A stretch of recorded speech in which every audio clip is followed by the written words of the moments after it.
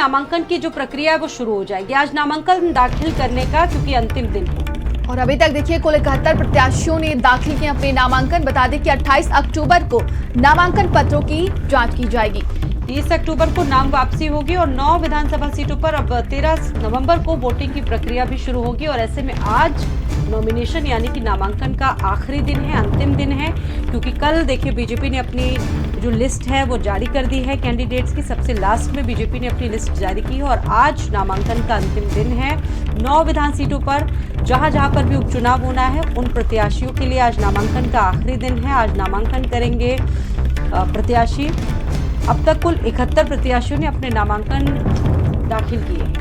देखिए 9 विधानसभा सीटों पर उपचुनाव होने वाले हैं, जिसको लेकर भारतीय जनता पार्टी और समाजवादी पार्टी में सीधी टक्कर देखने को मिल रही है। लेकिन बीएसपी भी मैदान में है और लगातार देखिए यही कहा जा रहा है कि कई मुद्दे उठाए जा रहे हैं, लेकिन जो तमाम तरह की तैयारियां हैं वो भी की जा रही है। तो आज नामांकन का आखिरी दिन है। संदीप खेर जुड़े हुए हैं। संदीप, आज नामांकन का दिन है तो ये समझा जाए, क्योंकि कल तो बीजेपी ने अपनी लास्ट में तो लिस्ट जारी की, तो आज का दिन काफी बिजी रहने वाला है, बहुत हौश-पौश दिखने वाली है इसमें भी। देखिए, समाजवादी पार्टी ने 7 सीटों पर अपने नामांकन करवा ही दिए थे, 2 सीटें बाकी थी, गाजियाबाद और खैर, वहां से भी प्रत्याशी घोषित हो गए हैं। तो यानी आज समाजवादी पार्टी भी अपना नामांकन करेगी। देखिए, लेकिन भारतीय जनता पार्टी के लिए आज का दिन देखिए बहुत महत्वपूर्ण है। कल भारतीय जनता पार्टी ने आपने देखा कि लिस्ट निकाली, लिस्ट में तमाम ऐसे प्रत्याशी भी थे जो चौंकाने वाले थे। जहां एक तरफ अनुजेश सिंह यादव की बात कर लें, जो धर्मेंद्र यादव के रिश्तेदार देखिए बताए जाते हैं, उनको करहल से मौका दिया गया है। करहल में देखिए त्रिकोणीय मुकाबला है। एक तरफ अनुजेश की बात करें, एक तरफ तेज प्रताप सिंह यादव की बात करें और एक तरफ अगर हम बात करते हैं बसपा के कैंडिडेट की, तो ये त्रिकोणीय मुकाबला देखा जा रहा है। वहां का देखिए हाल क्या होगा ये आने वाला समय बताएगा। लेकिन आज देखिए, चाहे गाजियाबाद की बात करें, चाहे खैर सीट की बात करें, चाहे कटहरी है, कुंदरकी है, सीसा मऊ है, जितनी भी सीटें हैं, देखिए आज वहां पर भारतीय जनता पार्टी के प्रत्याशी जो हैं नामांकन करेंगे। डिप्टी सीएम ब्रिजेश पाठक भी देखिए कटहरी में एक नामांकन में मौजूद रहेंगे। अब ये देखना देखिए दिलचस्प है, क्योंकि भाजपा ने भी अपनी फौज उतार दी है, समाजवादी पार्टी ने भी अपनी फौज उतार दी है। अब इसके जो सिपाही हैं वो युद्ध में कितना जीत पाते हैं, जो उनके सामने उनका प्रतिद्वंदी होता है, क्या उसको वो युद्ध में हरा पाते हैं। ये बहुत दिलचस्प मुकाबला है स्वाति।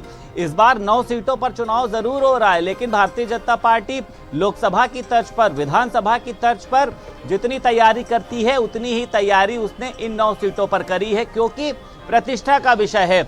अगर इसमें भारतीय जनता पार्टी को जरा सा भी नुकसान होता है यूपी में, यकीन मानिए तो आने वाले समय में कई बड़े बदलाव हो सकते हैं, कई बड़े लोगों पर देखिए गाज गिर सकती है। क्योंकि उत्तर प्रदेश की कमान देखिए सभी को पता है कि किस तरीके से मुख्यमंत्री योगी आदित्यनाथ ने अपने हाथों में ली हुई है। इसीलिए उन्होंने मंत्रियों की जिम्मेदारी जरूर लगाई, लेकिन खुद एक एक सीट पर वो मौजूद रहे और उनकी लोकप्रियता का असर भी आप देख सकती हैं कि जहां जहां पर पहुंचे हैं वहां पर हजारों की भीड़ रही। खुद मुख्यमंत्री योगी आदित्यनाथ ने हजारों करोड़ रुपए की परियोजनाओं की वहां पर सौगात दी, वो चाहे करहल हो, चाहे सीसा मऊ हो, कुंदरकी हो, कटहरी हो, तमाम जगहों पर। तो मुख्यमंत्री योगी लोकसभा चुनाव में तो देख लिया बीजेपी ने क्या हश्र हुआ बीजेपी को, और इस बार यही वजह रही कि सबसे आखिरी में अपने प्रत्याशियों को सामने लाए, उनके नाम सामने लाए, और ऐसे में हर एक कदम पर एक बड़ी रणनीति दिख रही है। संदीप, आप खुद बता रहे हैं कि मुख्यमंत्री योगी आदित्यनाथ खुद हर एक सीट की समीक्षा कर रहे हैं, वहां पर वो पहुंचे भी। जी देखिए, स्वाभाविक सी बात है, एक एक सीट की जिम्मेदारी इस बार मुख्यमंत्री योगी आदित्यनाथ ने अपने हाथों में ली है। प्रभारी मंत्रियों की जिम्मेदारी जरूर लगाई, लेकिन उसके बावजूद भी उन्होंने कहा कि एक एक सीट पर मैं पहुंचूंगा, वहां की स्थिति क्या है उसको समझूंगा। जिन प्रत्याशियों के नामों को लेकर चर्चा चल रही है, क्या वो प्रत्याशी को वहां से टिकट मिले, क्योंकि इस बार की देखिए जो सूची गई थी वो प्रदेश टीम की ही तरफ से केंद्रीय टीम ने उस पर मोहर लगाई है। केंद्रीय टीम ने अलग से कोई प्रत्याशी, जैसा पहले चर्चा हुई थी कि लोकसभा में दिल्ली से प्रत्याशी ले आए गए थे, लेकिन इस बार प्रदेश की जो टीम जो सूची बना के दी गई थी उसी पर केंद्रीय टीम ने भी भरोसा जताया।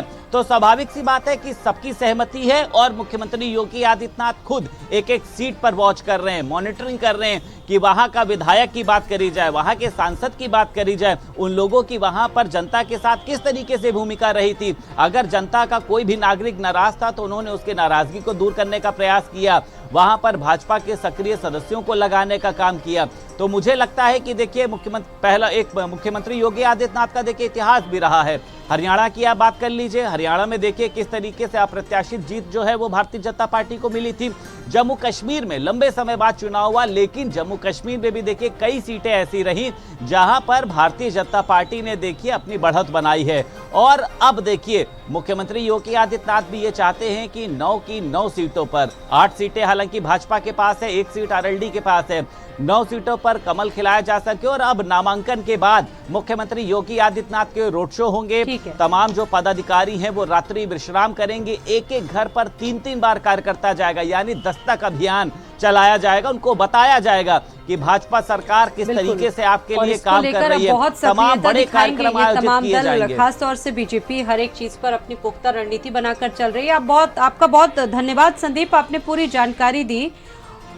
तो ये 9 विधानसभा की सीटें हैं जहां पर 13 तारीख को मतदान होना है। ये कौन कौन सी सीटें हैं?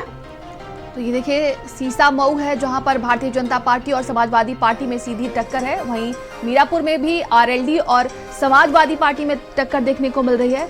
तो करहल की सीट पर देखा जाए तो समाजवादी पार्टी और बीजेपी में सीधी टक्कर है।